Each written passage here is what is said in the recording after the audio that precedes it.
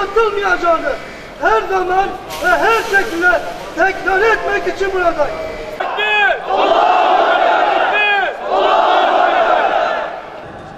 Beni ananızdan, babanızdan, çoluk çocuğunuzdan ve herkesten daha çok sevmedikçe gerçek manasıyla iman etmiş olmazsınız.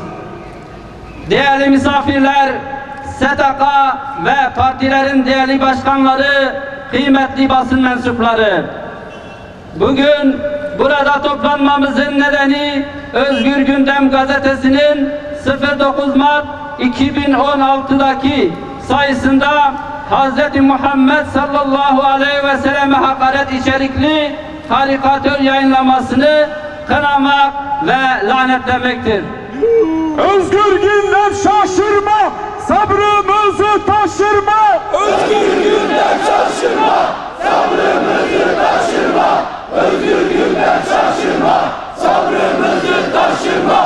Özgür Gündem şaşırma, sabrımızı taşırma. Kıymetli Müslüman halkımız, Kürdistan'da İslam düşmanlığı içerisinde olan alçak zihniyet, içinde boğulduğu cehaletin ve karanlığın faturasını her seferinde İslam'a kesmekle güya kendilerine çağdaşlık payesi vermektedirler. Fırsat buldukları her an kinlerini açığa vurmaktan çekinmeyen bu mel'un zihniyet sahipleri son olarak Özgür Gündem adlı gazetede Peygamber Efendimizin sallallahu aleyhi ve sellemin cennet annelerin ayakları altındadır hadis-i şerifine atıfta bulunarak terbiyesizlik yapma hadsizliğinde bulundular. Halil İncesu adlı karikatüristin çizimiyle yapmış olduğu bu hakaretin Fransa'da Charlie Hebdo dergisinin Efendimiz'e yaptığı hakaretten aşağı kalır yanı yoktur. Tekbir! Tekbir! Tekbir! Zalimler için yaşasın cehennem! Zalimler için yaşasın cehennem. Zalimler için yaşasın cehennem. Zalimler için yaşasın cehennem. Kısacası Fransızların peygamber ve din düşmanı olan Charlie Hebdo dergisinin yerini Türkiye'de peygamber ve din düşmanı olan Özgür Gündem gazetesi, Radyokluz yerini de Halil İncesu adlı karikatürist almıştır. Yapılan bu saldırı bu güruhun İslam'a ve peygambere yaptıkları ilk hakaret değildir. Hepimizin hatırladığı gibi geçen yılda küçük yaştaki evlilikleri bahane ederek Peygamberimize hakaret etmişlerdi. Yine hatırlanacağı üzere bu zihniyet Silopi, Cizre ve Diyarbakır gibi bazı yerlerde çarşaflı kadınları zincirleyip güya tesettürlü bayanları köle görerek hakaret etmişti. Bununla yetinmeyip Van'da emne emanetin emcinin pankartını asarak Hz. Muhammed'in sallallahu aleyhi ve sellemin veda hutbesine kadınlar size Allah'ın emanetidir hadisini hedef almışlardı. Je boy zalime kuykan bizi cehennem. Je boy zalime kuykan bizi cehennem. Je boy zalime kuykan bizi cehennem. Je boy zalime kuykan bizi cehennem. Öncelikle Kürtler değerleri olan İslam'la barışık bir millettir. Kürtler kendi kültürel değerlerini İslam'la yoğurmuş bir millet iken özellikle İslam düşmanlığını yapan Kürtlerin değerleriyle oynayan Özgür Gündem ve yandaşları hiçbir zaman muvaffak olamayacaklardır. İslam'a olan kinlerini bu tür hakaretlerle belli zamanlarda ifşa etmektedirler. Ancak Rabbimize hamdolsun ki yaptıkları bu hakaretler cevapsız kalmadı ve kalmayacaktır.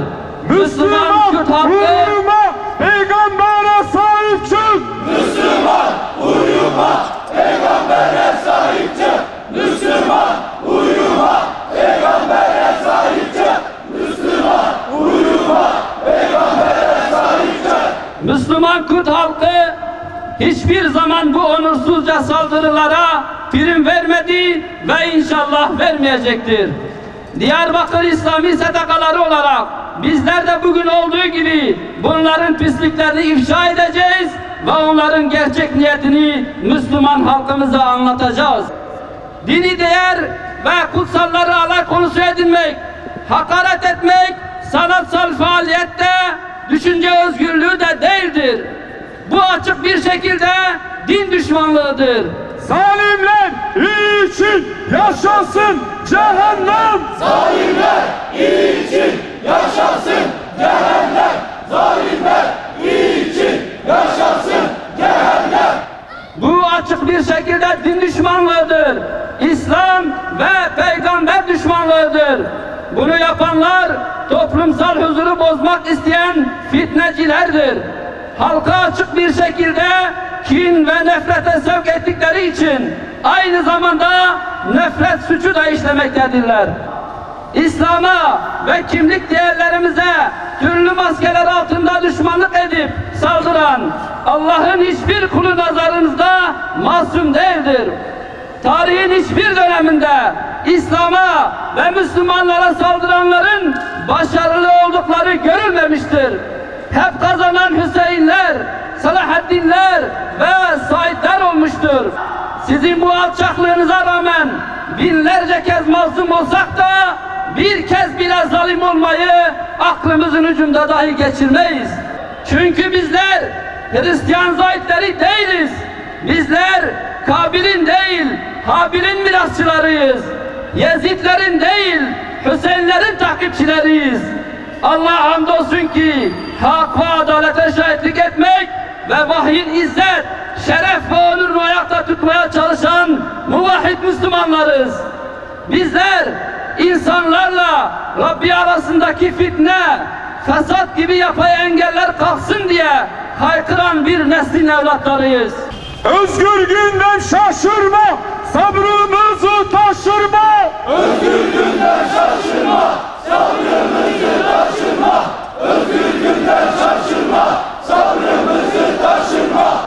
Bu vesileyle Özgür Gündem gazetesinde Halil İncesu Abdüşahs'ın Efendimiz sallallahu aleyhi ve selleme yapmış olduğu bu hakareti bir kez daha lanetliyoruz. Lanet olsun. Bununla birlikte Müslüman halkın inanç ve değerleriyle alay eden Özgür Gündem ve benzeri yayın organlarını boykot etmeye, evlere ve iş yerlerine sokmamaya tüm halkımızı davet ediyoruz. Tekbir! Tekbir! Tekbir! Allahu Ekber! Allahu Ekber! Allahu Ekber! La ilahe illallah! La ilahe illallah. Muhammed Resulullah! Muhammed Resulullah. La ilahe illallah! La ilahe illallah. Muhammed Habibullah! Muhammed Habibullah. Özgür Gündem gazetesinde yayınlanan ve Peygamberimizin cennet anaların ayakları altındadır hadis-i şerifiyle bu güzel sözü hakaret eden, alaya alan, aşağılayan bu insan müsvedelerini şiddetle kınıyorum, lanetliyorum. Kardeşlerim, bu zihniyete sesleniyoruz. Bu zihniyeti destekleyenlere sesleniyoruz. Bu zihniyetin içinde olan kitleye sesleniyoruz. İnsanların inançlarıyla dalga geçmek, onlara hakaret etmek bir özgürlük mücadelesi değildir. Bir hak arama mücadelesi değildir. Tam tersine milyonlarca kitlenin inanç değerlerine hakaret etmektir ki bu asla bizim kabulümüz olmadığı gibi sizin hakkınız da değildir, haddiniz de değildir. Müslüman Kürt halkı bu coğrafyada, bu bölgede bu tür zihniyet bozuntularına asla müsaade etmeyeceğini hepinizi bilmenizi istiyorum. Hepinizi saygıyla, muhabbetle tekrardan selamlıyorum. Müslüman uyuma, peygambere sahip çık. Müslüman sahip çık. Müslüman uyuma, peygambere sahip çık. Bugün ne yarın ve bundan öncesi de sürekli bu zihniyetlerin tek hedefi İslam olmuştur.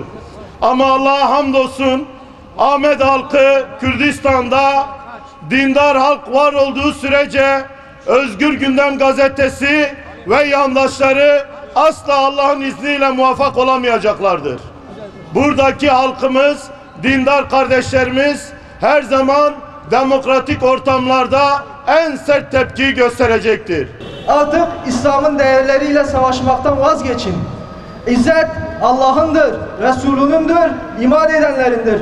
İzzeti başka yerlerde, başka yörüngelerde, başka kıblelerde aramayın.